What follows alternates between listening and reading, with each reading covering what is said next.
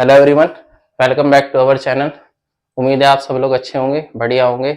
आपकी प्रिपरेशन भी अच्छी चल रही होगी, बढ़िया चल रही होगी। उम्मीद है आप मेरी सीरीज भी फॉलो कर रहे होंगे।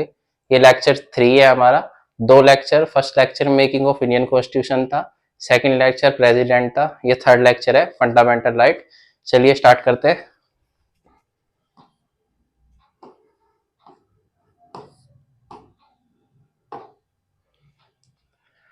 फंडामेंटल राइट्स यूपीएससी का क्या, यूपीएससी क्या बोलूं, सभी जितने भी एग्जाम है, चाहे आप एसएससी ले ले, चाहे यूपीपीसीएस ले ले, चाहे यूपीएससी ले ले, सबका फेवरेट टॉपिक है। क्योंकि इसके बिना पॉलिटी का कोई क्वेश्चन बन नहीं सकता और इसके बिना पॉलिटी की नींव तक नहीं रखी जा सकती। हमारे जो इंडियन कॉन्स्टिट्यूशन में सबसे पहले फंडामेंटल राइट जो आए थे और जिनकी बात हुई थी वो थी 1928 की नेहरू रिपोर्ट, जिसमें डोमेन स्टेटस,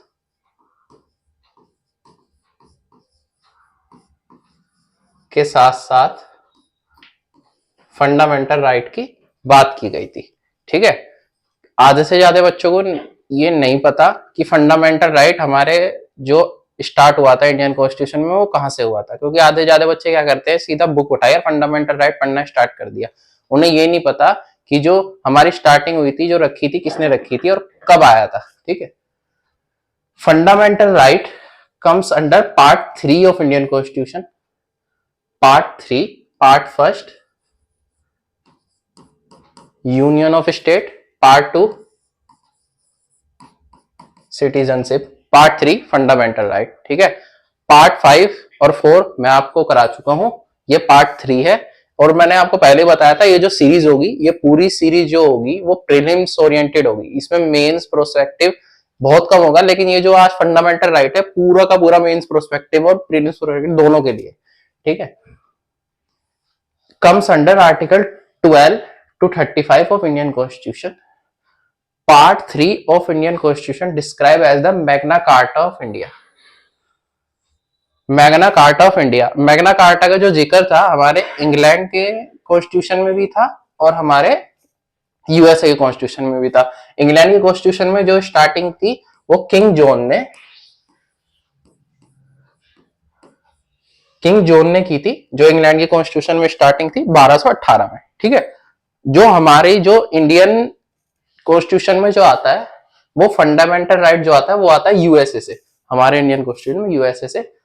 और फंडामेंटल राइट आर जस्टिसिएबल, यानी अगर जो आपके फंडामेंटल राइट का वोलेशन होता है या कोई उनको आपसे छीनने की कोशिश करता है, चाहे वो आपकी स्टेट हो चाहे अन्य कोई इंडिविजुअल हो, वो आपको छेड़खानी करता है तो आप उनके लिए जस्टिसिएबल है, आप कोर्ट या हाई कोर्ट जा सकते हो। ठीक है, जैसे हम जानते हैं डीपीएसपी हमारे नॉन जस्टिसिएबल है, लेकिन फंडामेंटल राइट जस्टिसिएबल है। इस पर डायरेक्ट क्वेश्चन आता है, स्टेटमेंट के थ्रू मान ले या फिर वन लाइनर मान ले, और पहले भी यूपीएससी में बहुत बार आ चुका है। Indian constitution borrow fundamental right from USA. Originally constitution provide 7 fundamental right. जो हमारा कॉन्स्टिट्यूशन स्टार्ट हुआ था वो ओरिजिनली 7 फंडामेंटल राइट हमें देता था, लेकिन 7वां fundamental right, right to property, जो हमारा 19(1) और आर्टिकल 31, 19(1) और 31 में से रिमूव हुआ है। क्योंकि उसका जो मेन वो था राइट टू प्रॉपर्टी, आप कहीं भी प्रॉपर्टी को होल्ड कर सकते हैं और कहीं भी आप दावा कर सकते हैं कि हाँ यहाँ पे मेरी प्रॉपर्टी है। फंडामेंटल राइट के तौर पर सुप्रीम कोर्ट से जाकर रिट्स भी इशू करवा सकते थे। इंडियन कॉन्स्टिट्यूशन आर्टिकल 300A में पार्ट 12 ऑफ इंडियन कॉन्स्टिट्यूशन में अब जो है हमारा राइट टू प्रॉपर्टी आता है, वो एक वैधिक राइट है, लेकिन फंडामेंटल राइट नहीं है, वो वैधिक है। जैसे हम जानते हैं 44th अमेंडमेंट,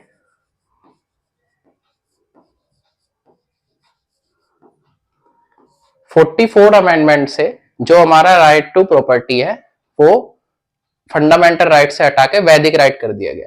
ठीक है,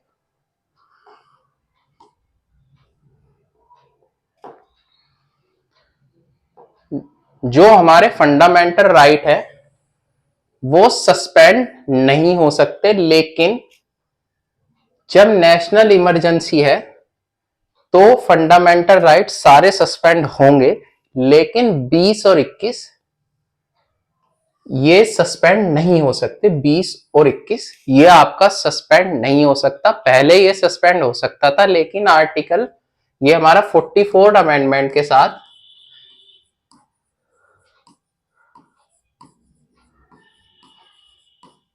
44 अमेंडमेंट के साथ ये भी हमारा कंपलसरी कर दिया गया कि अब ये हमारा आर्टिकल 20 और 21 इमरजेंसी में भी सस्पेंड नहीं हो सकता। पहले हम इसे सस्पेंड कर सकते थे, लेकिन अब ये सस्पेंड नहीं हो सकता। ठीक है। Article 19 can be suspended during only when emergency is declared on grounds of war and external aggression. जो आपका आर्टिकल 19 है वो आपका जब आर्टिकल 352 के तहत इमरजेंसी होगी तब सस्पेंड हो सकता है, या आपका आर्टिकल 360 के तहत फाइनेंशियल इमरजेंसी हो, ठीक है, या फिर आपका arm force arm rebellion emergency हो। आर्म रिबेलियन में क्या है, ये एक मैंडेटरी नहीं होगा, ये हमारे प्रेसिडेंट के ऊपर डिपेंड करेगा कि वो इसे हटा सकता है या बैन करना चाहता है, नहीं करना चाहता। कुछ समय के लिए, परमानेंट बैन नहीं हो सकता। जब तक आर्म फोर्स का रूल होगा तब तक ही बैन होगा। ठीक है।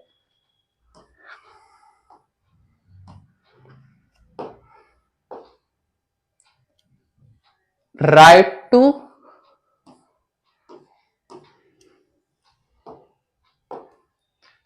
To equality,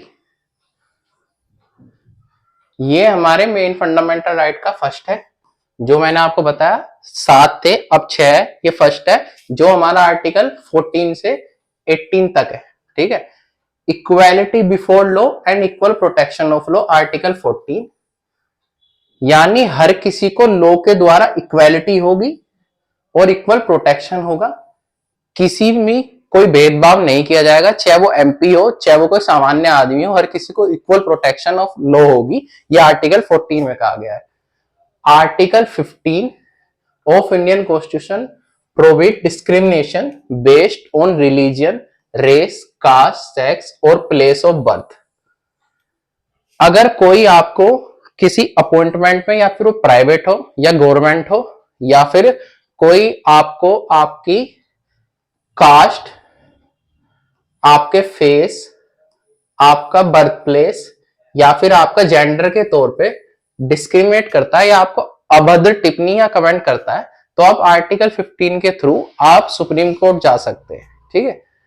article 16 of Indian constitution guarantees equal opportunity in public employment and prohibition discrimination based on caste, religion, sex and other factor. Article 15 और 16 ये दोनों आपस में जुड़े हुए होते हैं। आर्टिकल 15 हमारा क्या कहता है, अगर जो कोई अन्य प्राइवेट या उसमें भी करे तो आप सुप्रीम कोर्ट जा सकते हैं। लेकिन आर्टिकल 16 क्या कहता है, कोई भी पब्लिक एम्प्लॉयमेंट यानी गवर्नमेंट जॉब में आपसे कास्ट, रिलीजन, जेंडर और बर्थ प्लेस पे आपका अपॉइंटमेंट रोका जाता है या फिर आपका होल्ड किया जाता है, विद होल्ड किया जाता है, तो आप सुप्रीम कोर्ट से जाके उस पे से स्टे रिमूव करवा सकते हैं। ठीक है। Article 17 of Indian constitution abolish the practice of untouchability and make it offence punishable law. Untouchability यानी अस्पृश्यता। जैसा हम जानते हैं पुराने उसमें हमारा SC ST, जो हमारे SC ST के साथ अस्पृश्यता चलती आ रही है और वो हम जानते हैं अनंत चलती आ रही है। तो ये हमारा आर्टिकल 17 अनटचेबिलिटी को रोकता है, या हम बोले अबोलिश करता है, कि वो सुप्रीम कोर्ट से जाके किसी से भी बोल सकता है कि हाँ हमारे साथ अनटचेबिलिटी के खिलाफ वो हुआ है। ठीक है। Article 18 of constitution of India abolish titles. कोई भी राज्य या फॉरेन राज्य हमारा कोई भी टाइटल हो उसे अबोलिश कर सकता है, फॉरेन से जो टाइटल है उसे भी कर सकता है। आर्टिकल 18 उसके थ्रू कहता है।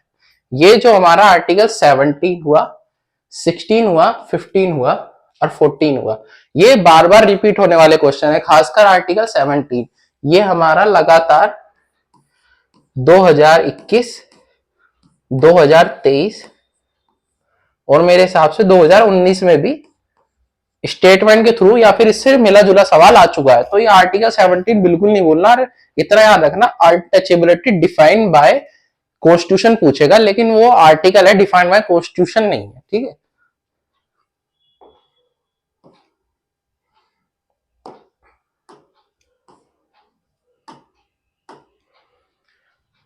Right to freedom, article 19 to 22, ये हमारा सेकंड है जो 6 फंडामेंटल राइट का। Article 19 of Indian constitution of India protects 6 fundamental right, freedom of speech, assembly, association, movement, residence and profession. Freedom of speech and expression, आप कहीं भी कुछ भी बोल सकते हैं या कर सकते हैं, लेकिन संविधान के अंतर्गत, संविधान के अंतर्गत, ठीक है। एंड एक्सप्रेशन, आप अपना कोई भी विकल्प या वो गवर्नमेंट को भी पेश कर सकते हैं या फिर मीडिया पे, सोशल मीडिया पे पेश कर सकते हैं, लेकिन अगर जो उस पर रिस्ट्रिक्शन आप पार करेंगे तो ये गवर्नमेंट और पार्लियामेंट के ऊपर है, वो आपका आर्टिकल 19 छीन सकती है। आर्टिकल 19A के तहत अगर जो आप स्पीच और एक्सप्रेशन जो हमारे नेशनलिटी के विरुद्ध करेंगे, ठीक है। फ्रीडम ऑफ असेंबल पीसफुली, आप कहीं पे भी किसी चीज का विरोध कर सकते हैं, किसी कानून का विरोध कर सकते हैं, और आप कहीं भी ग्रुप बनाकर कुछ भी मीटिंग वगैरह ऑर्गेनाइज कर सकते हैं, ये हमारा बी पार्ट कहता है। फ्रीडम टू फॉर्म एसोसिएशन, आप कोई भी पार्टी या जुड़ा हुआ उससे ग्रुप या फिर आप ये कह ले कोई भी एसोसिएशन आप बना सकते हैं, आर्टिकल 19 के तहत ये आपको छूट है। फ्रीडम टू मूव फ्रीली, आप पूरे भारत में कहीं भी आ जा सकते हैं, फ्रीली घूम सकते हैं, आपके ऊपर कोई रोक टोक नहीं होगी, आप कहीं भी जाए रेसिडेंस कर सकते हैं या फिर कहीं भी कितने दिन तक रह सकते हैं, इसका कोई रोक टोक नहीं है। Freedom to reside and settle, आप बाई चांस दिल्ली से केरला या कर्नाटक या राजस्थान या गुजरात कहीं भी आप रह सकते हैं, अगर जो आप छोड़ना चाहे, लेकिन आपको अपना वो अपडेशन डॉक्यूमेंट में कराना होगा। कहीं भी आप रहे आपको न्यू एड्रेस अपडेशन कराना होगा। ये आर्टिकल 19 के तहत जो हमारा freedom of residence and freedom of practice any profession,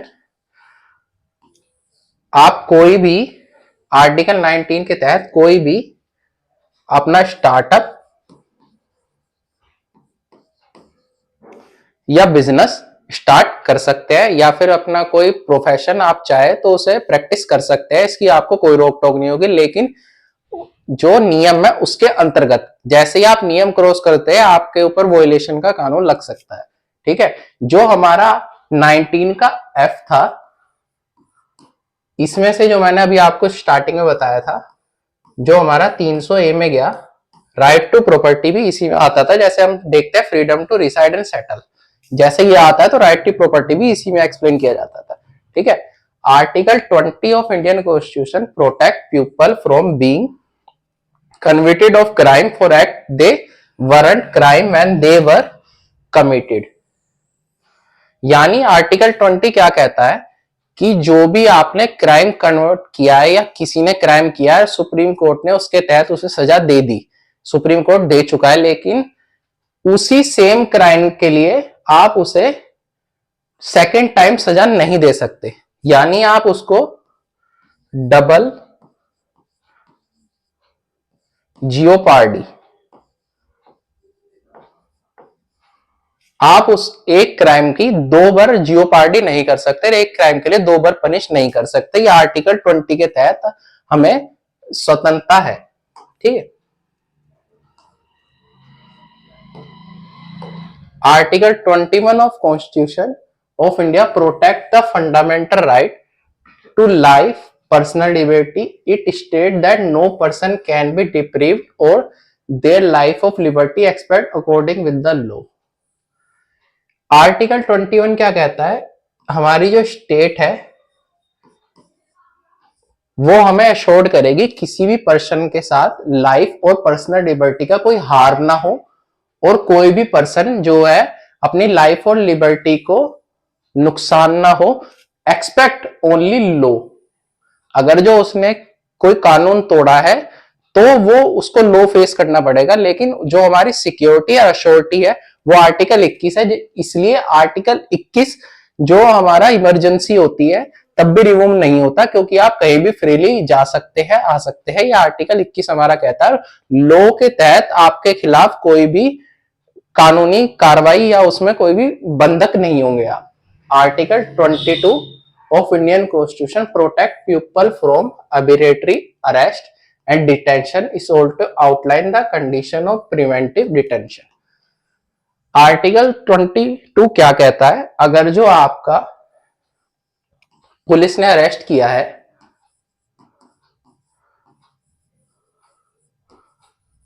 या आपको डिटेन किया है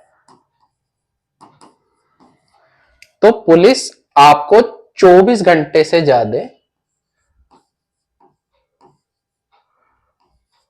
नहीं रोक सकती पुलिस स्टेशन में। उसको आपको मजिस्ट्रेट के आगे पेश करना ही करना होगा। ये हमारा आर्टिकल 22 कहता है। अगर जो आपने क्राइम अभी आपके ऊपर साबित नहीं हुआ है, अगर जो क्राइम आप मजिस्ट्रेट को पेश हो चुके हो, साबित हो चुका है, तो उसके लिए आपको मजिस्ट्रेट सजा देगा और फिर जो प्रोसीजर और लॉ होगा वो आपको फेस करना पड़ेगा। ठीक है।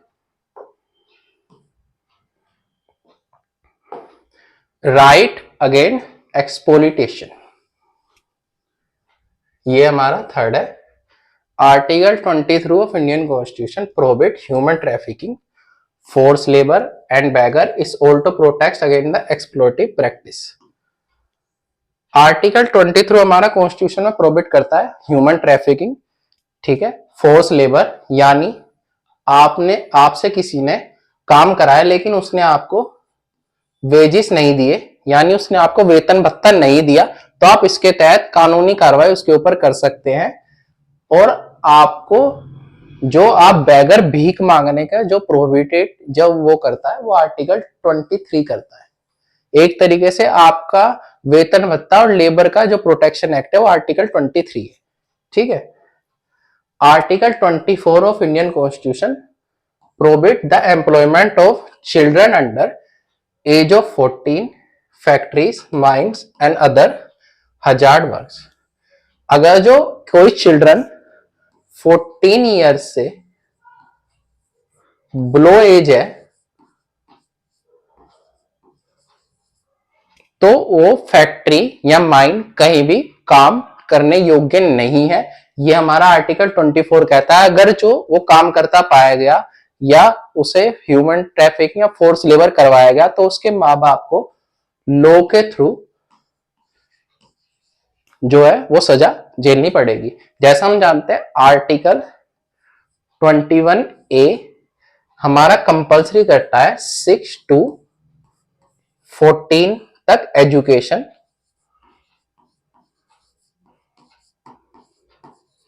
6 to 40 तक कंपल्सरी एजुकेशन आर्टिकल 21 में। ठीक है। 86th amendment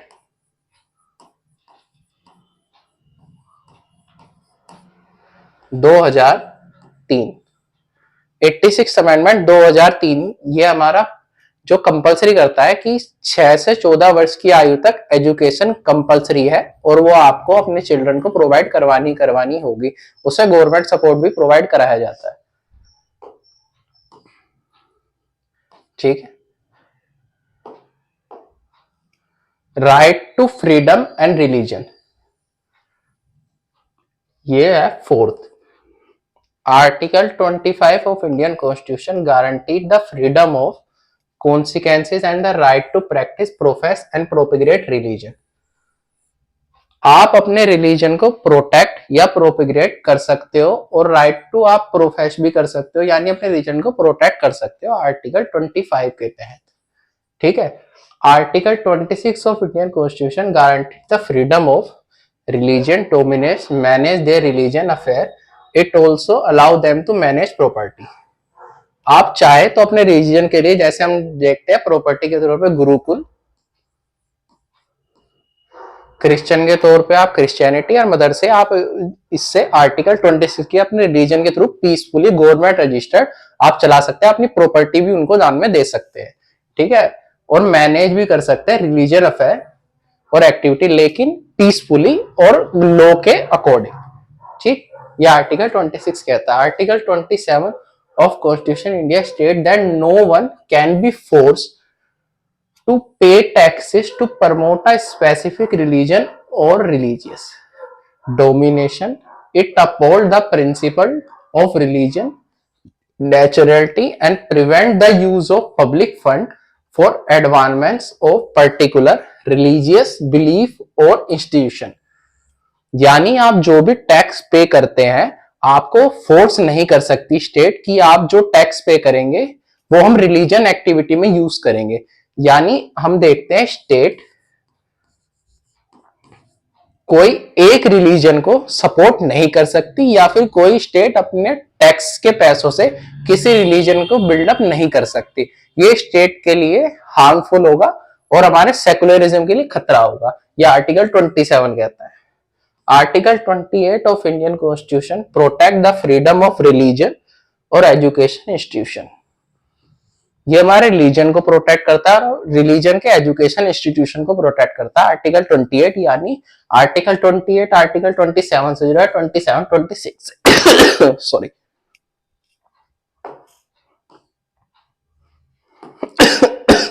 sorry culture and educational right, ये फिफ्थ है। Article 29 of constitution of India protect the interest of minorities by guaranteeing their culture and education right। जो हमारे इंडिया में माइनॉरिटीज हैं उनके एजुकेशन और कल्चर राइट को आर्टिकल 29 प्रोटेक्ट करता है। Article 30 of Indian constitution provide minorities with the right to construct and run education institution as per their choice. जो हमारे माइनॉरिटीज हैं वो अपनी चॉइस के थ्रू एजुकेशन पर्पस रन कर सकते हैं according to law and registration.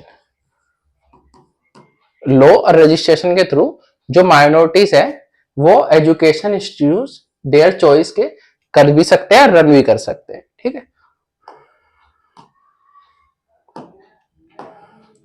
ये हमारा right to constitution, right to constitution remedies.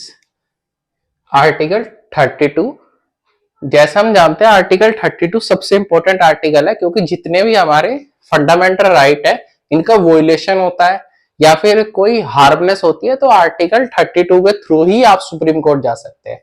Article 32 के थ्रू एससी जा सकते हैं और आर्टिकल 226 के थ्रू आप हाई कोर्ट जा सकते हैं। ये दोनों आर्टिकल आपके कॉन्स्टिट्यूशन गारंटीड करता है कि अगर जो वोलेशन ऑफ फंडामेंटल राइट है तो ये दो आर्टिकल यूज करके आप सुप्रीम कोर्ट हाई कोर्ट जा सकते हैं, ठीक है। और इतना याद रखना ये जो क्वेश्चन बार बार रिपीट होता है, बी आर अंबेडकर ने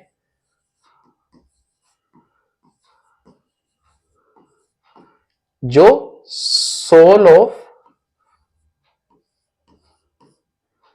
कॉन्स्टिट्यूशन कहा है वो इसी आर्टिकल को कहा है, ठीक है। ये क्वेश्चन बार बार रिपीट होता है, ये बहुत बार आ चुका है और डायरेक्टली पूछा जाता है कि बी आर अम्बेडकर ने सोल ऑफ कॉन्स्टिट्यूशन कौन से आर्टिकल को कहा, आर्टिकल 32 है, ठीक है। Article 32 of constitution is the right to constitutional remedies. It allows citizen to directly approach the supreme court to enforcement of their fundamental right. यानी अगर जो उनका फंडामेंटल राइट का वोलेशन होता है, एनफोर्समेंट नहीं होता है, तो डायरेक्टली सुप्रीम कोर्ट जा सकता है। Habeas corpus ensure that a person is not unfully detained or imprisoned। वो किसी गलत उसके तहत उसे इम्प्रिजन हुआ हो या फिर उसे डिटेन किया गया हो पुलिस के द्वारा, तो इसका हबीब कॉर्पस अपने जाके इशू करा सकता है आर्टिकल 32 के तहत।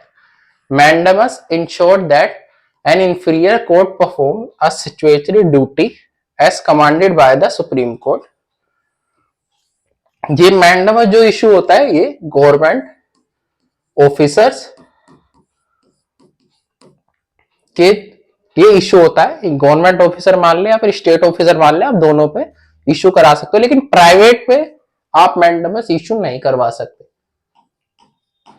प्राइवेट एम्प्लॉय पे इशू नहीं करवा सकते अगर जो कोई आपके सिचुएटरी राइट को कमांड, जैसे आपको कोई हानि पहुंचा रहा है गवर्नमेंट ऑफिसर या अपना कार्य नहीं कर रहा है, सुप्रीम कोर्ट ने उसे करने को कहा है, वो उसके लिए आप मैंडेमस ले सकते sorry. Prohibition issue by higher court to a lower court enforce inactivity the jurisdiction. Prohibition जो हमारा जाता है वो सुप्रीम कोर्ट और हाई कोर्ट और आप ये बोले लोअर कोर्ट, इन तीनों के वकीलों पे भी आप जो है प्रोहिबिशन की, अगर जो आपका वोलेशन ऑफ फंडामेंटल राइट है, रिट इशू करवा सकते हैं डायरेक्ट सुप्रीम कोर्ट से। कोई जज अपना काम नहीं कर रहा तो आप दूसरे जज से आर्टिकल 33 के तहत उसके खिलाफ रिट्स ले सकते हैं। ठीक है, सेटरेट translate and to be certified. ठीक है, ये हमारी चारों रिट है। अब आर्टिकल 33 के रिट, अगर जो आपका वोलेशन ऑफ फंडामेंटल राइट है, आप इन चारों को इशू करवा सकते हैं।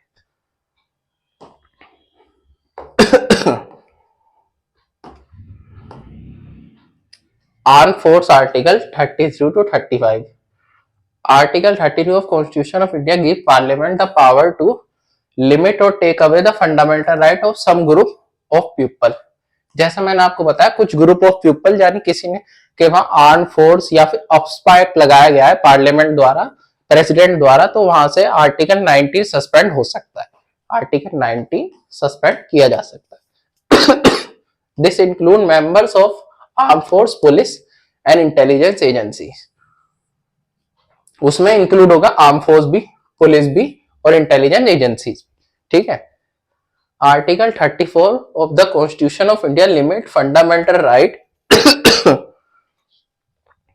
when martial law is effect in any part of country it give the parliament to power।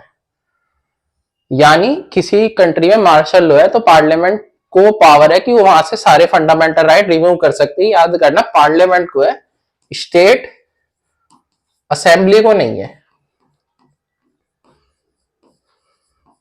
ना ही स्टेट गवर्नर को है। ये प्रेसिडेंट और पार्लियामेंट को पावर है कि वो वहां से फंडामेंटल राइट को जो है हटा सकता है। Article 35 of Indian constitution give parliament the power to make law that enforce fundamental right. कोई न्यू फंडामेंटल राइट ऐड कराना या फिर कोई फंडामेंटल राइट को हटाना है, वोल्यूशन जो हो रहा है उसे सही करना, वो आर्टिकल 35 के थ्रू पार्लियामेंट करती है।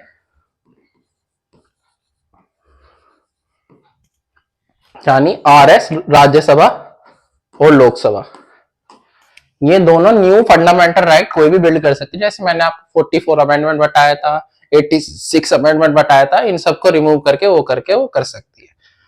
ये हमारी सारे फंडामेंटल राइट खत्म हो चुके हैं। ये मैंने A to Z आपको सारे राइट गिनवाए और जो मेन राइट थे वो भी गिनवाए, मेन अमेंडमेंट कॉन्स्टिट्यूशन सब बताया। ठीक है, तो ये क्लास अब यहीं तक रखते हैं क्योंकि सारे फंडामेंटल राइट हमारे जो है खत्म हो चुके हैं। ठीक है, थैंक यू सो मच।